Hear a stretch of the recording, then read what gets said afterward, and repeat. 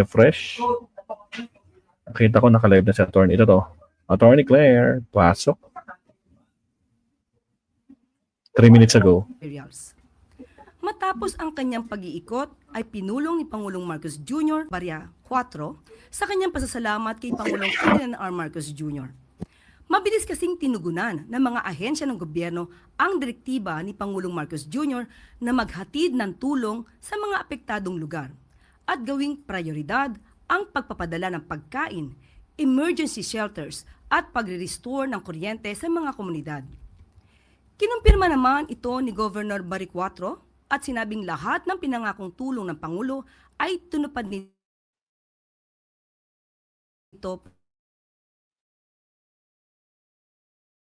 para tiyaking pagbuhos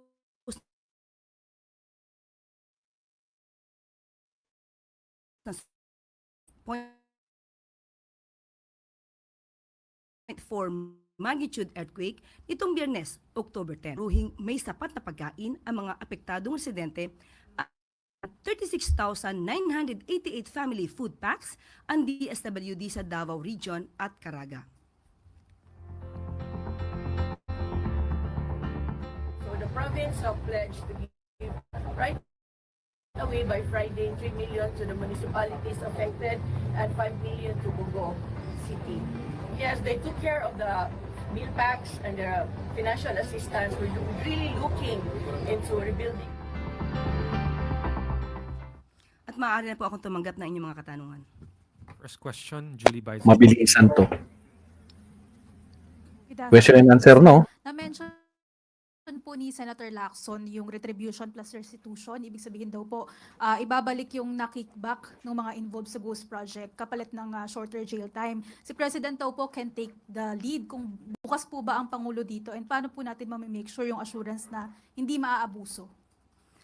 Unang-una po ay meron naman po din kapangyarihan ng Pangulo, yung tinatawag nating executive clemency through a commutation of sentence. At meron din po tayo tinatawag na conditional pardon na dapat ay yung mga requirements ay natupad.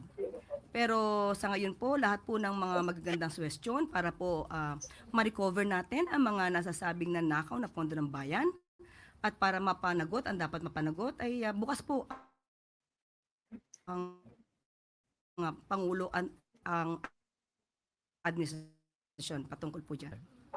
Magandang hapon po, Yusek. Yusek, may we have Malacanang statement about the decision of the International Criminal Court to reject the appeal of former President Rodrigo Duterte for an interim release. ICC has cited the statement of Vice President Sara Duterte. I think it was about the plan to break FPRRD from the detention cell. Your thoughts on that, ma'am? Unang-una po, uulitin po natin na ang pamahalaang Marcos Jr. ay hindi po kasama sa kasong kinakaharap po ngayon ni dating Pangulong Duterte. So kung ano po ang naging desisyon ng ICC, hayaan na lang po natin ang mga abogado nila at ang mga parties dyan na sila pong gumawa ng aksyon. Pero despite po the considerations cited by the ICC, may mga inilabas pa rin po na statement, for example, si Congressman Pulong saying na it is a political theater to all kidnappers of my father. I will make sure that you will pay for this crime that you have committed. Unang-una po, hindi po dapat tayo mabuhay sa mga pagbabanta. Tayo po ay nasa sinasabing civilized society at wala po tayo sa isang Wala tayong magagawa, attorney. Ganyan talaga sila mag-isip, yung mga Duterte yan. Ganun talaga, kahit anong, wala talagang magandang plano yung mga yan. Kumbaga yung utak nila, gagawin nila lahat, masira lang ang gobyernong to. Po, tragis. So, sige tuloy. barbaric world. So dapat po tayong tumugon kung ano po ang rule of law at hindi po tayo dapat natatakot o lagi na lamang nabubuhay sa pananakot. Ma'am, sorry, pahabol na lang po. Do you see this na parang nag-backfire yung mga statement? Hindi po natin masasabi on our part dahil nasa pag-assess po yan at pag-evaluate po ng mga judges sa ICC. Salamat po, Yusek. Next question, Alvin Baltasar, Radyo Pilipinas. Yusek, good afternoon po. Yusek, anong pong update doon sa request ng Pangulo sa both Congress na sana magkaroon ng additional emergency funds kasi ubos na raw yung quick response fund. Nakausap po mismo natin ang pamunuan ng DBM at according to DBM, kung magkakaroon man at madideplete po ang NDRRM funds, meron pa rin po tayong 12.005 billion sa contingent fund. At kung mauubos man po ang contingent fund dahil sunod-sunod po ang nangyayaring calamity sa ating bansa, maaasahan po natin kung may excess revenue, makakuha po tayo sa unprogrammed appropriations mula sa SAGIP. Pero Yusek, nakapag-usap na po ba si Pangulo sa Kongreso? Sa ngayon po ay wala pa po tayong nadidinig na nakipag-usap ang Pangulo sa Kongreso. Hindi pa po ako nabibigyan ng update patungkol po dyan. Salamat po, Yusek. Next question, Ana Bajo, GMA News Online. Salamat, Katkat. Good afternoon, ma'am. Ma'am, may we get an update? Baka lang po meron na po tayong bagong DOJ secretary. Ikaw na ba? Wala pa po sa akin ibinibigay na anumang impormasyon. At kapag meron naman, katulad po nung nangyari nung nakaraan, na ibibigay naman po agad. At kahit wala po tayo dito, ay nagbibigay din po ng update si Secretary Dave Gomez. But ma'am, ano po ba yung mga considerations ni Presidente sa pagpili ng panibagong DOJ secretary since nakapag-oath na po kasi si Ombudsman Remulla? Wala pa pong kapalit. Katulad pa rin ng paghanap niya ng magagaling na leader at maaasahan na tagapamuno ng Department of Justice. Isang tao may integridad, maaasahan, walang kinakampihan, at fair. Okay, ma'am. Next question, Clay Pardilla, PTV. Ayaw pa kasing kon, no? Attorney Claire, ikaw na bang papalit na DOJ Secretary? Mabibwisit lalo yung mga garapatan yan. Putragis. Good morning po, Yusek. The DOH has ordered a 2-day suspension of face-to-face classes in Metro Manila. What is the current situation, health situation po in the country? At ano po ang directives ni Pangulo para hindi na po mag-spread sa iba pang region? Thank you. Opo, nakausap mismo natin ang pamunuan ng DOH at ang sabi po nila, ang ganitong panahon talaga ay nandito po talaga lumalabas ang influenza like illnesses. At sinabi nga po nila, katulad ng panahon ng nakaraan, mas mababa nga po ngayon ng 8%. Pero aasahan pa rin po natin na dahil sa panahon na taglamig at ito ay maaasahan. Pero minabuti po nila na wag na po itong kumalat at nagkaroon po ng health break sa mga eskwelahan at para po hindi na nga po ito humawa or magkahawahan ang mga estudyante. At ito ay magiging paraan na rin para linisin ang mga eskwelahan sa 2 araw para pagpasok ng mga bata ay maaasahan na ito ay safe at malinis na po. Next question, Christian Yusores, TZMM.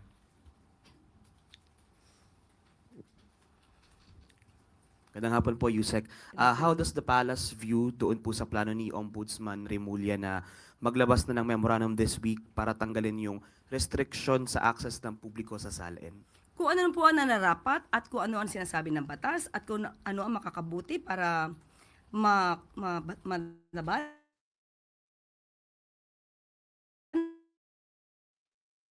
ang korupsyon,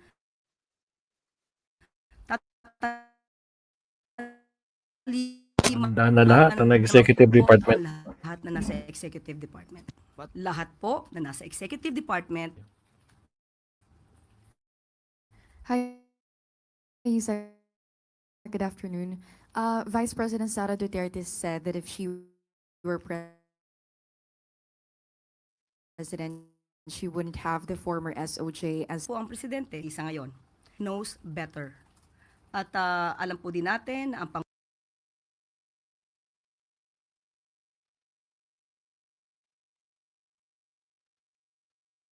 What happened? Wait lang. Pangulo ang nagpaumpisa para po labanan ang korupsyon. At hindi po niya hahayaan na matolerate o kampihan o depensahan yung gumagawa ng pagnanakaw ng pondo ng bayan.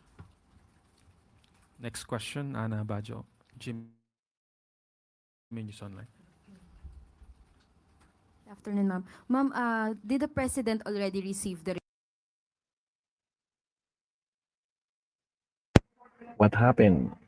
Static na, wow. on the alleged ghost farm to market roads in Davao Occidental. 7 projects daw po ito na nagkakahalaga ng 105 million pesos. Yes, opo. At nagkausap na rin po ang si Secretary Vince.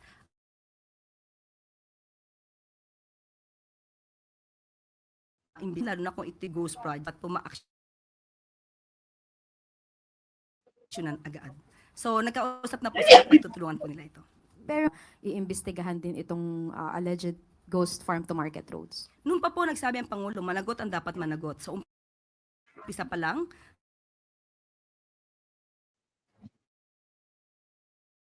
nang ito ay kanyang sinabi sa SONA. Kaya po, pat na ebidensya na maipakita para po hindi na mamasayang kung magsasampan. Yung. Tagal ah. Hindi pa si Eden Santos. Ano nangyari? Attorney Claire, what happened? Question Ann Soberano, Bombo Radyo. Yusek, good afternoon. Ang mga grupo pong nanguna sa malawakang protesta sa Luneta noong September 21 ay naghahanda din po para sa mas marami pang kilos protesta upang mapanatili po daw yung public pressure at ipanawagan ang pananagutan kaugnay sa flood control controversy. Sa October 17, magrarally po ang grupong kabataan patungong Mendiola. Sa October 21 naman, mga magsasaka po magrarally sa Liwasang Bonifacio sa Maynila. Papayagan po ba ito ng gobyerno, Yusek, lalo at may naitalang kaguluhan noong September 21? Also, reaction lang din po ng palasyo kay Representative Kiko Barzaga sa mga pahayag niya na tila nananawagan ng pag-aaklas. Unang-una po sa dalawang katanungan, masasabi lang po natin, ang Pangulo po ay abala. Nakita niyo po kung paano niyo po tinugunan ang mga pangangailangan ng mga taong nasalanta. At ngayon ay apektado ng lindol at mga baha. At kung ito po ay naaayon naman ang kanilang pagpoprotesta ay naaayon sa batas, hindi naman po yan pipigilan ng Pangulo. Pero sana mas maging abala rin po ang mga kababayan natin na tugunan din po ang mga pangangailangan na iba natin mga kababayan na nasalanta. At mas mabuti po na magkaisa tayo sa pakikipagtulungan upang umangat ang ating bansa. Yun po kay Kiko Barzaga, ma'am. May mensahe po ba? May nakikita po bang ang Malacanang na pananagutan sa mambabatas? Lalo po at ang mga pahayag niya ay parang naghihikayat ng pag-aaklas. Ang tangi lamang pong hiling ng Pangulo ay kung kayo magpaprotesta, dapat naaayon sa batas. Kung hindi po ito naaayon sa batas at kayo pa'y lumalabag na, dapat po siguro kayong kasuhan. Pero ngayon, muli, sasabihin natin, ang Pangulo ay abala sa pagtatrabaho. At kung ano man po ang pamumulitikang ginagawa ng iba, hindi po yan pinapansin sa ngayon ng Pangulo. Isa na lang. Mariing kinunde na po ng Amerika ang panibagong agresibong aksyon ng China laban sa mga barko ng Pilipinas sa bahagi ng West Philippine Sea. May pahayag no po ba dito si Pangulong Marcos, ma'am? Okay, nakausap po natin kanina at ayon na rin sa tagubilin ng Pangulo ay nagpahayag na rin po ang Philippine Coast Guard ng mensahe. The Philippine Coast Guard is calling on its Chinese counterpart to observe the rule of law to ensure the safety of all vessels in the West Philippine Sea. This is our common obligation to the international community of civilized maritime nations. At ang pinaka-official or official message or statement na ni Admiral Gavan, and I quote, "We, Coast Guards, are protectors of laws and rules to keep all users of the seas safe and well, among others. It is the universal reason for our existence. International ramming by a Coast Guard ship of another vessel while on a lawful act of navigation is not only a violation of the 1972 Convention on International Regulations for Preventing Collisions, to which our countries are both signatories, but an epic act of disregard of its supposed reason for existence. It is very concerning because if we, Coast Guards, become property at sea, a contradiction of our fundamental duty, then who else will safeguard and protect those who travel at sea? I therefore wish to enjoin my counterpart to seriously look into the said action of his sailors. We have inherent universal commitment to the international community of civilized maritime nations to keep, lest we forget we are coast guards. End of quote. Pero si Presidente po ba, ma'am, may mensahe po ba?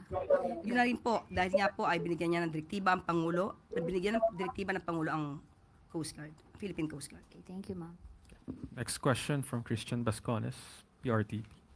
Yusek, may ilang mga netizens at social media personalities na kumikwestiyon, no? Dito sa Benteng Bigas, meron na program in Davao Region, yung pagbebenta ng 20 pesos per kilo na bigas galing sa Agriculture Department to those affected by the earthquake, including in Cebu. They're asking why government rice is being sold instead of distributing it for free to those in urgent need. For instance, social media influencer Regal Oliva quoted, "At first it sounded noble, a dream realized, a gesture of compassion, but I couldn't help but ask, is this mercy or marketing? How does the palace respond to this criticism? And what is the rationale between selling rather than giving the rice to disaster-affected families?" Yan po kasi ang problema kapag hindi po inaalam kung ano mga mandato ng bawat ahensya. Unang-una po, alam po natin na mayroon po mga ahensya nagbibigay po talaga ng ayuda. Napakita po natin at naibalita natin kung ano-anong ginagawa ng ibang ahensya tulad ng DPWH, DSWD, pati na po ang DSUD para sa pagtulong sa ating mga kababayan. Ang mandato po ng NFA ay magbenta.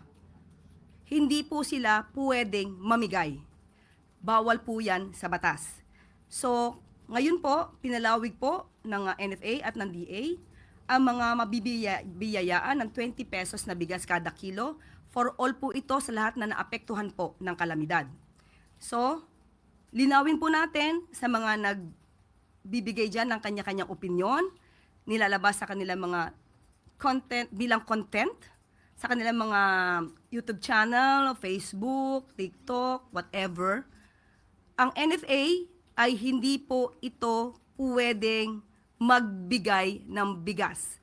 Ang mandato po nila ay magbenta ng murang bigas. Ulitin natin, NFA, hindi po sila allowed magpamigay ng bigas, kundi magbenta ng murang bigas.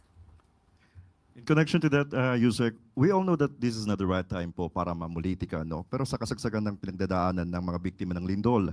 But how confident is the palace about President's safety during his visit to Davao to personally assess the situation of the earthquake victims, given the reported threats from the Dutertes and their supporters who have publicly questioned his courage to set foot in Davao?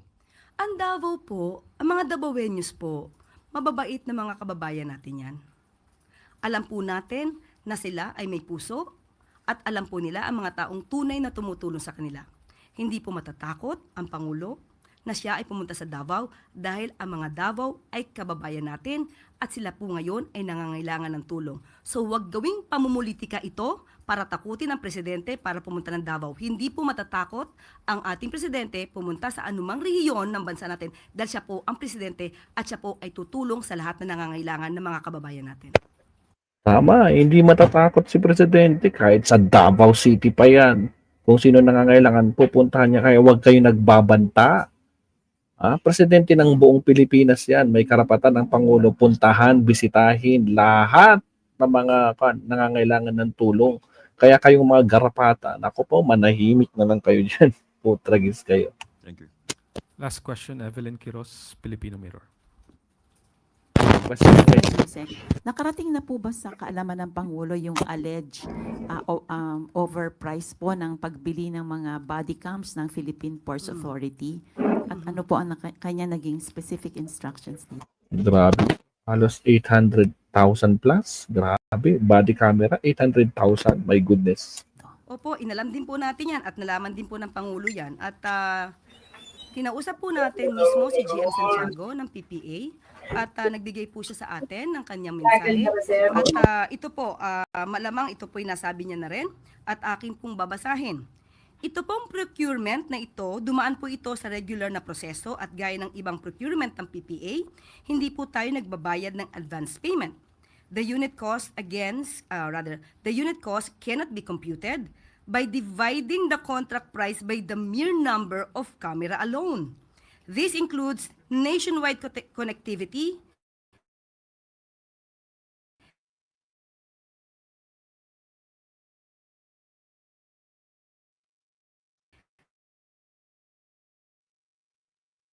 pwedeng sa Shopee lang tayo bibili. At ito naman po ay naabot na rin po Lopez. At meron na po siyang nadala na memorandum na siya po ay pinapag-explain at pati po yung mga COA reports ay pinapahanda na rin at lahat ng dokumento.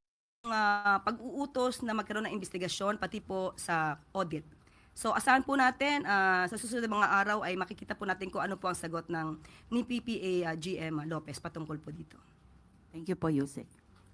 That is the last question, Yusek. Thank you. Salamat.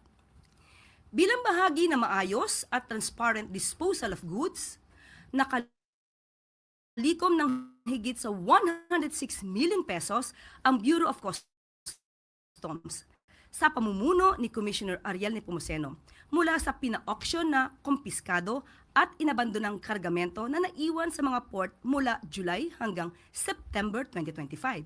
Ito ay alinsunod sa direktiba ni Pangulong Ferdinand R. Marcos Jr. na palakasin ang fiscal stability na ahensya sa pamamagitan ng pagpapahusay ng mga proseso sa BOC.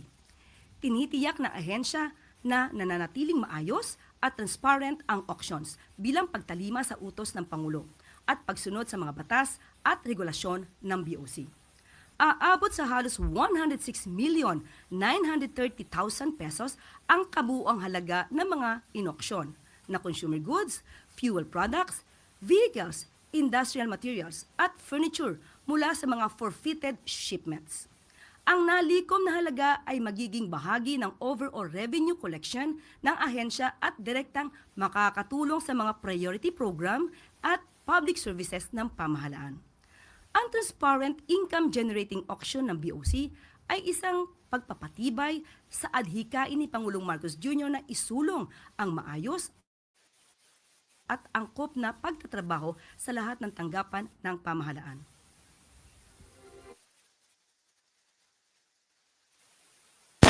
Yes, ayos, okay na, Sat. So, thank you very much, Attorney Claire, sa iyong update for today. Kaya yung mga garapatan dyan. Naku po, huwag niyo papupuntin si Pangulo dyan. Huwag niyo pipigilan, no? Dahil wala kayong magagawa. Pangulo siya ng Pilipinas. Kahit dyan pa sa Davao, pupunta dyan si Pangulong Bongbong Marcos. Alright, Ma'am Sat. So, thank you very much. Shout out po sa ating mga moderators, Lady, Jor, Katkat, Marisa, Makwan, Rohio, lahat po, Mami PR, Ardayan, at sa lahat po ng mga nandito pa. So again, shoutout po sa inyo. Medyo late na, ma'am. Sa alas dos na kasi kaya meron pa tayong work na hinahabol. So thank you very much. Hanggang sa muli. At salamat po. Umabot tayo ng 1,000 plus likers at saka umabot na po ng almost